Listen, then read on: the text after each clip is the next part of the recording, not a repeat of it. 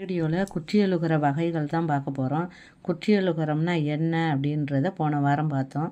இப்போ குற்றியலுகர வகைகள் அப்படின்னா ஈற்று அயல் எழுத்தை நோக்க, அதாவது கடைசி எழுத்துக்கு முந்தைய எழுத்தை பார்த்து குற்றியலுகரத்தினுடைய வகையை பிரிச்சிருக்காங்க.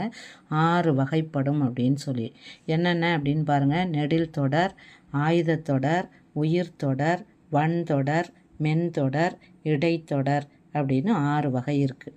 எதை வச்சு வகை கணக்கிட்டிருக்காங்க அப்படின்னு சொன்னால் ஈற்று அயல் எழுத்தை வைத்து, அதாவது கடைசி எழுத்திற்கு முந்தைய எழுத்தை வச்சு இதனுடைய வகையை கணக்கிட்டிருக்காங்க. அதாவது குற்றியலுகர எழுத்துக்கள் என்னென்ன அப்படின்னு சொல்லி போன வாரம் சொல்லியிருக்கேன். இருந்தாலும் இன்னொரு முறை கு, சு, டு, து, பு, ரு இந்த 6 எழுத்துக்களும் தான் குற்றியலுகர எழுத்துக்கள். இது எப்படி வகையில் சேருது அப்படின்னு பாருங்கள். நெடில் தொடர் அப்படின்னு சொன்னால் அதாவது 2 எழுத்து சொல்லாக மட்டும்தான் வரும். நெடில் தொடர் குற்றியலுகரம் ஈரெழுத்து சொல்லாக மட்டும்தான் வரும். அது முதல் எழுத்து நெடிலாகவும் அது பக்கத்தில் ஒரு குற்றியலுகர எழுத்தும் வந்தால் அது நெடில் தொடர் குற்றியலுகரம். எடுத்துக்காட்டு பாருங்கள். காசு, காது, யாது. காசு, காது, யாது முதல் எழுத்து நெடிலாக இருக்குது, 2வது எழுத்து குற்றியலுகர எழுத்தாக இருக்குது. அப்போ இது நெடில் தொடர் குற்றியலுகரம். ஆயுத தொடர் குற்றியலுகரம் அஃது, எஃகு, இஃது. அதாவது குற்றியலுகர எழுத்திற்கு முந்தைய எழுத்து ஆயுத எழுத்தாக இருக்கும்.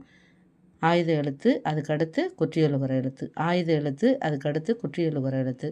இப்படி அமைந்திருந்தால் இதுக்கு பேர் ஆயுத தொடர் குற்றியலுகரம்.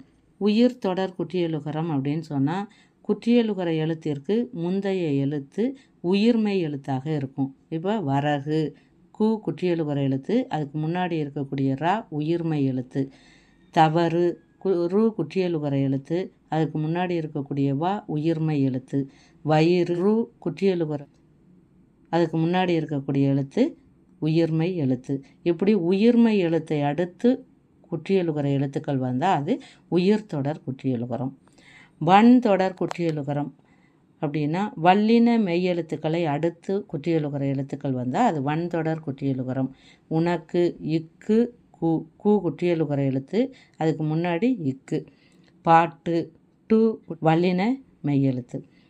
உப்பு, பூ குற்றியலுகர எழுத்து, அதுக்கு முன்னாடி இருக்கக்கூடிய இப்பு வல்லின மெய்யெழுத்து. அதே போல் மென்தொடர் குற்றியலுகரம் சங்கு, பண்பு, அன்று. அதாவது குற்றியலுகர எழுத்திற்கு முன்னாடி மெல்லின எழுத்துக்கள் சங்கு, இங்கு, கு. பண்பு, இன், பு. அன்று, இன், ரு. சரியா?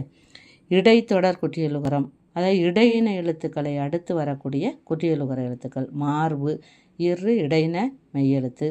சால்பு, இல் இடையின மெய்யெழுத்து. மூழ்கு, இல் இடையின மெய்யெழுத்து. இப்படி இடையின மெய்யெழுத்துக்களை அடுத்து வரும் குற்றியலுகரம் இடைத்தொடர் குற்றியலுகரம். சரியா? குற்றியலுகரம் 6 வகைப்படும். நெடில் தொடர், உயிர்த்தொடர், ஆயுதத்தொடர், வன்தொடர், மென்தொடர், இடைத்தொடர். ஓகேவா?